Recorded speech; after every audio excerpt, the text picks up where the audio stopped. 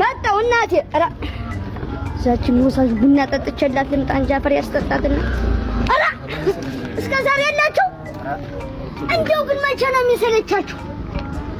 ኧረ ግርም የሚለኝ አንተኛው ነገር ምን አረኩ ማዘር? እንደው ድንጋው ለነገሩ ሁለታችሁ አንተም ድንጋይ እሱም ድንጋይ አፈር ያጥላል።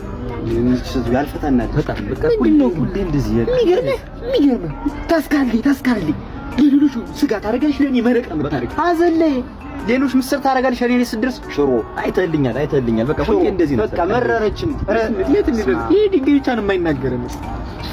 አፈር ያስጠጣትና ቡናዋማ ጥሩ ነበር፣ ሀሜቷ መከራ ነው እንጂ ጭራሽ ቦታዋ ተቀይራችሁ ጠበቃችሁኝ።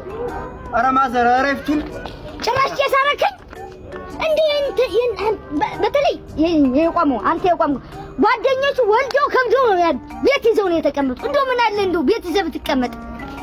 ማዘር ካመጡትማ የእርሶ ጓደኛ እየሞቱ ነው። ለምን እርሶ ይሞቱ?